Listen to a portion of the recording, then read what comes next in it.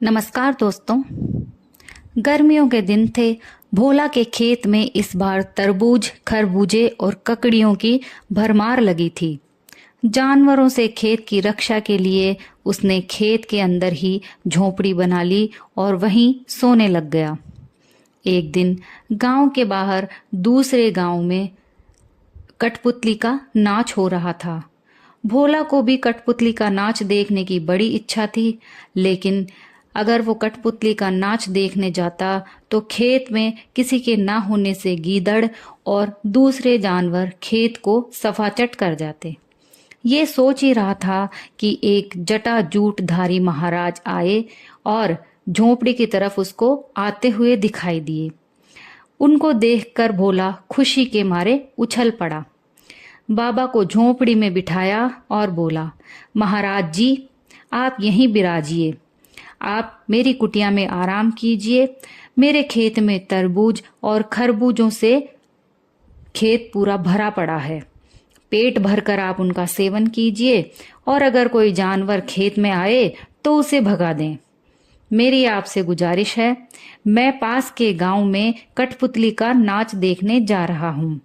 आधी रात के बाद मैं भी वापस लौट आऊंगा। महाराज जी को और क्या चाहिए था। वो बोले, खुशी से जाओ, बाबा जी सब देख लेंगे। भोला के चले जाने पर बाबा जी खेत में घुसे।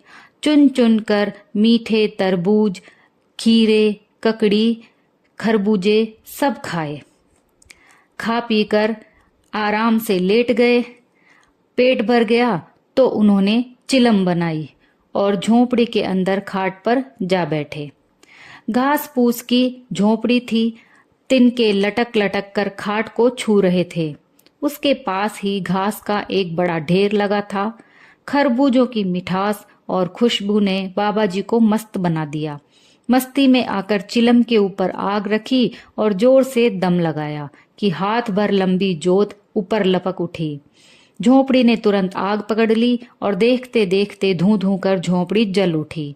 बाबा जी कूद कर बाहर आना चाहते थे कि अपनी ही धोती में उलझकर गिर पड़े और आग की लपटों में जलकर भस्म हो गए।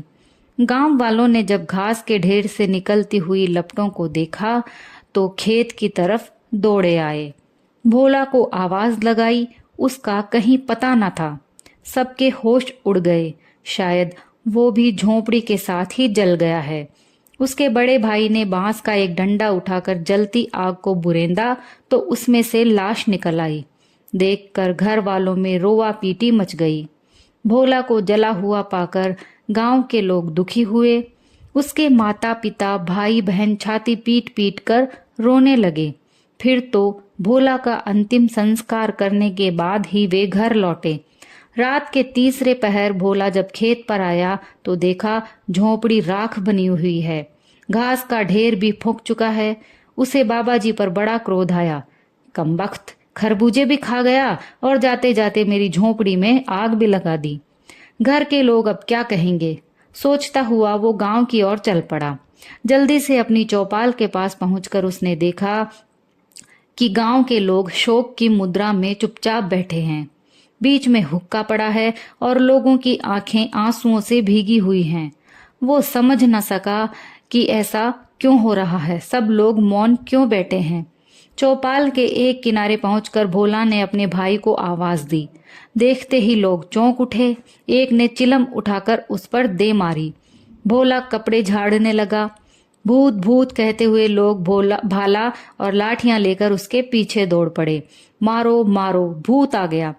लोगों को अपने पीछे भागते देख भोला तीतर की चाल हो गया। भागकर अपनी जान बचाई। वो समझ न सका कि लोग क्यों उसे खदेड़ रहे हैं।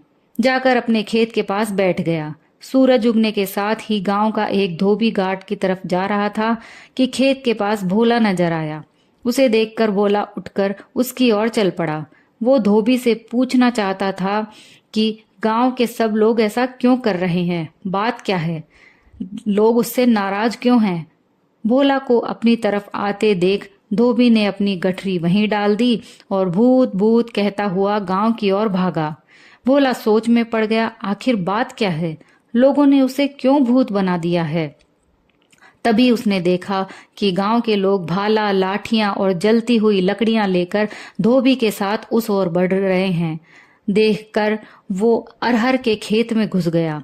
कहीं किसी ने भाला फेंका तो मुफ्त में जान गंवानी पड़ेगी। मूर्खों ने जिंदा आदमी को भूत समझ लिया।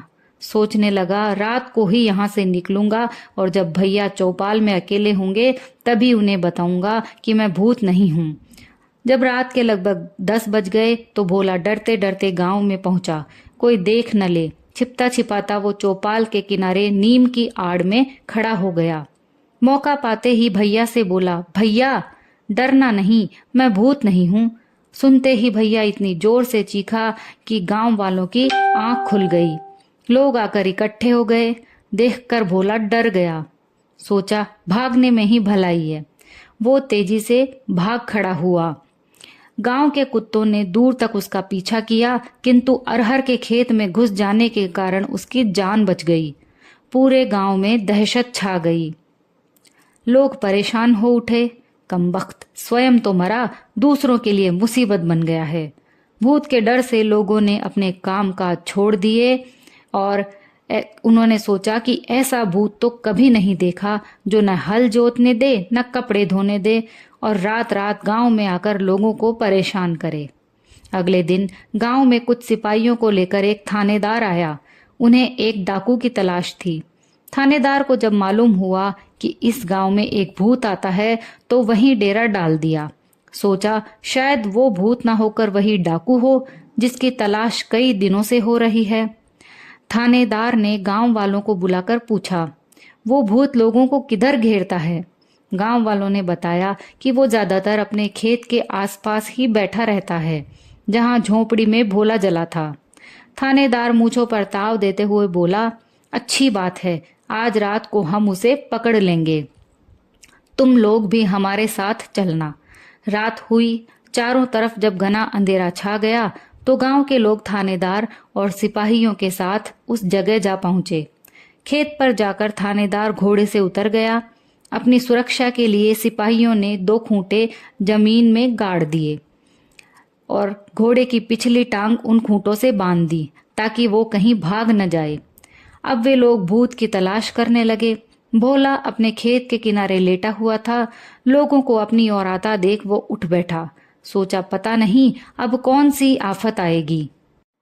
उसके मन में आया कि अरहर के खेत में जा छिपे, लेकिन ये कोई इलाज नहीं है। उसने ऐसा नहीं किया। वो कब तक लोगों से छिप छिप कर अपनी जान को बचाता रहेगा। इसलिए इससे अच्छा है कि खुलकर सामना किया जाए। वो उठ खड़ा हुआ और जोर जोर से चिल्लाता हुआ उनके सामने आ गया। लो मुझे मार डालो, मैं भूत हूँ, जिंदा भूत, आओ मुझे पकड़ लो, पकड़ो पकड़ो। अंधेरी रात में भोला की आवाज दूर दूर तक गूंज उठी। सुना तो गांव वालों की हिम्मत टूट गई। वे भाला, लाठियां और मशाल वहीं छोड़कर भाग खड़े हुए। सिपाहियों में भगदड़ मच गई। थानेदार कूदकर घोड़े पर जा सवार हुआ। घोड़े को एड़ लगाई, किंतु घोड़ा उछल उछल कर वहीं रह गया। देखकर थानेदार की गिग्गी बंध गई। वो समझा कि भूत ने उसके पिछले पांव जकड़ लिए हैं, जिसके कारण घोड़ा भागने में असमर्थ है। थानेदार वहीं बेहोश हो गया। अगले दिन गांव में खबर फैल गई कि भूत ने कमाल ही कर दिया, थानेदार के घोड़े तक को जकड़ दिया है। अब उससे छुटकारा पाने का एक ही उपाय है कि उसकी मनौती की जाए। 13वीं करने के बाद प्रेत आत्माएं शांत हो जाती हैं। शाम को सारे गांव वालों ने मनौती की। टोकरी भर मिठाइयां खेत में रख आए। भोला उस समय अरहर के खेत में छिपा सुन रहा था। उसका भाई हाथ जोड़कर जोर शोर से कह रहा था, भैया तू चला गया, लेकिन इस गांव के लोगों को माफ कर दे। इन लोगों ने तेरा क्या बिगाड़ा है कि तू इन्हें दुख दे रहा है। 13वीं के दिन हम लोग मिलकर तेरी पूजा करेंगे। तुझे जो चाहिए वो बता देना, लेकिन हमारा पीछा छोड़ दे। भोला इन सब बातों से परेशान हो चुका था। उसने सोचा क्यों ना 13वीं के दिन मैं भी वहां पहुंच जाऊं और जाकर देखूंगा कि कौन कौन 13वीं में आया है। जो मेहमान उस दिन नहीं आएगा उसी के घर जाकर अपनी विपदा सुनाऊंगा। उसे बताऊंगा कि मैं भोला हूँ, मैं मरा नहीं हूँ।